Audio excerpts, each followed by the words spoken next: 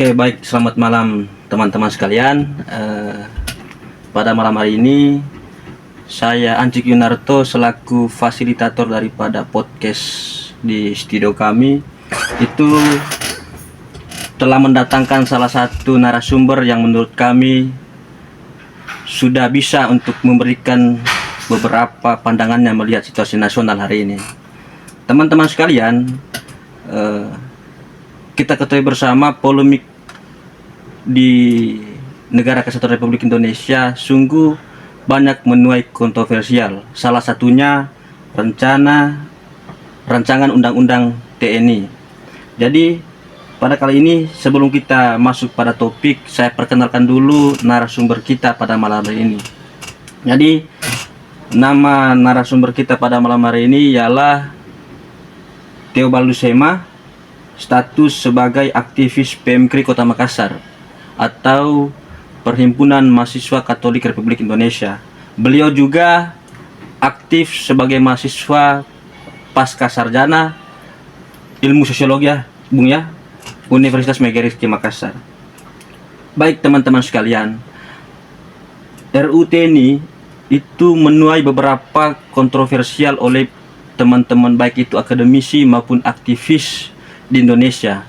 Menurut mereka, rencana ini bagian daripada agenda bagaimana negara memukul mundur cita-cita reformasi.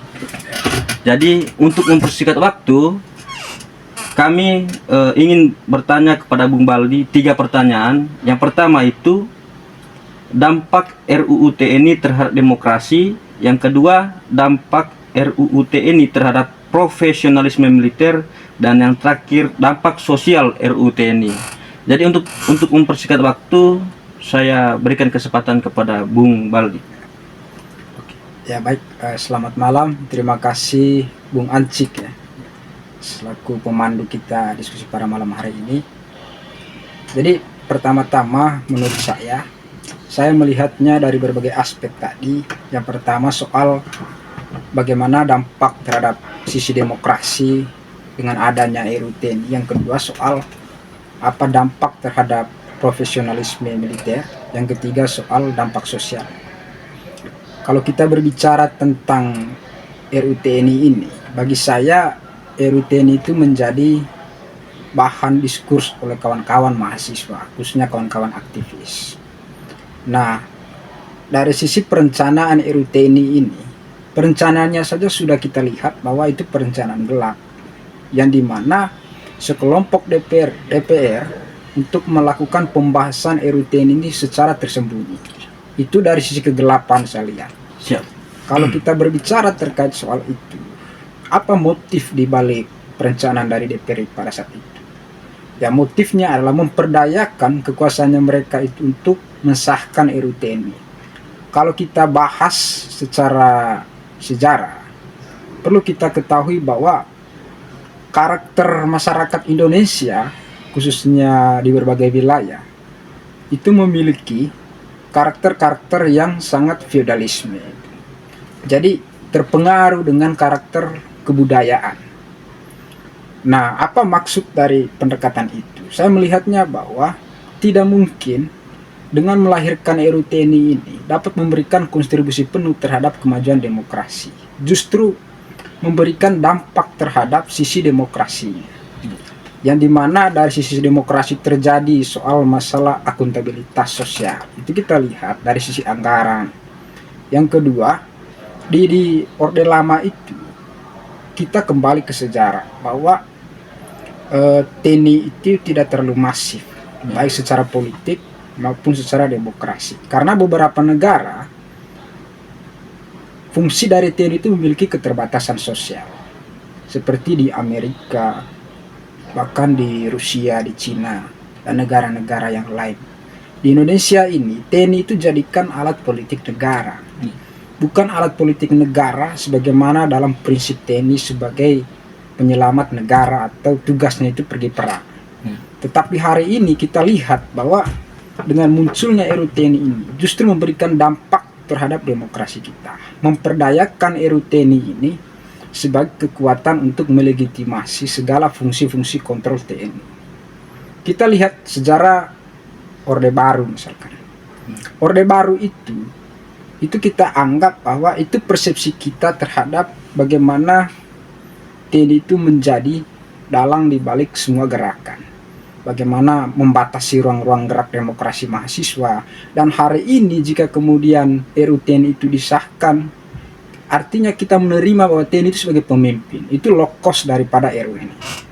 Itu pertama. Yang kedua tadi, kita ketahui bahwa RUU TNI ini sebenarnya rencananya untuk bagaimana menghidupkan kembali partai-partai yang kemudian berafiliasi dengan TNI. Itu kalau kita bicara sejarah ya Bang Ansik. Katakanlah seperti di Orde Baru. TNI itu memiliki kekuatan secara sistem struktural. Tetapi ketika di zaman reformasi, TNI itu dianggap hal yang tidak benar secara masyarakat demokrasi. Karena apa? Itu akibat dari iklim politik kita. Nah, bagaimana kita lihat dari sisi misalkan soal masalah sosialnya, dampak sosialnya. Kita melihat soal kondisi masyarakat tadi, bahwa masyarakat kita itu khususnya di wilayah-wilayah yang mengalami masalah konflik besar-besaran, mengaruh pendekatan militer terhadap masyarakat, katakanlah di Papua misalkan. Mereka belum bisa menerima bahwa TNI itu sebagai representasi seorang pemimpin untuk demi suatu demokrasi. Itu tidak bisa. Kenapa? Karena negara itu menyelesaikan konflik di Papua itu melalui pendekatan militeristik. Nah, justru bagi mereka secara psikologi sosial, mereka menganggap bahwa itu yang menjadi problem.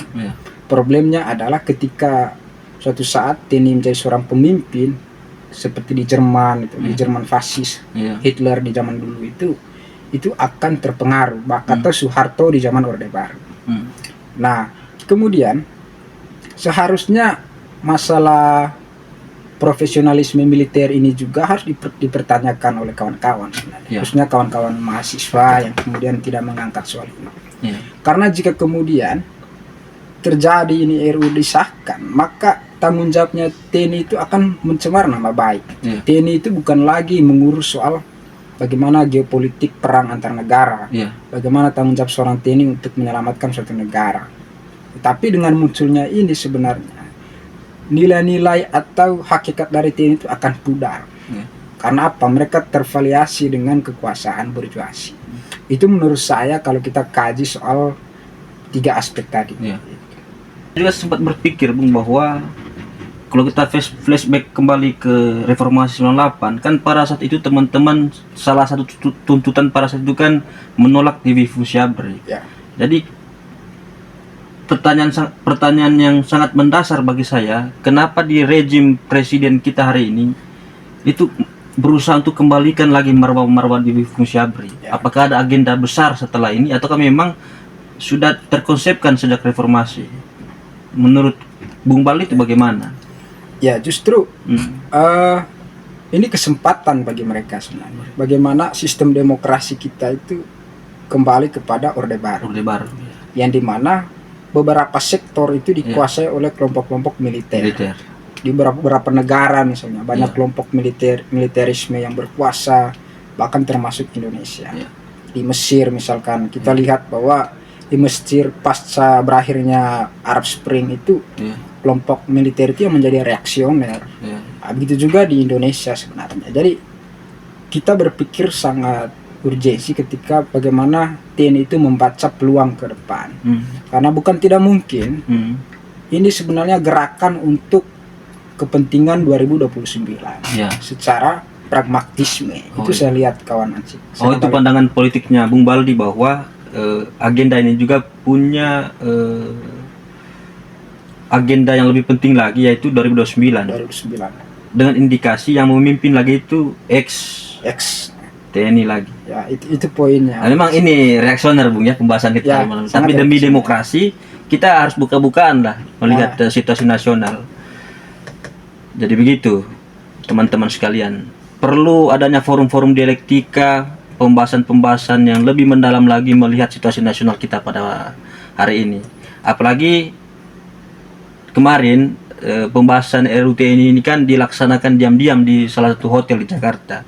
Ini menjadi fungsi bahwa ada niat partisipasi negara terhadap rakyat, bicara soal demokrasi. Yang sebenarnya pembahasan undang-undang itu kan harus bersifat terbuka dan demokratis. Tapi negara hari ini berusaha menutupi hal itu.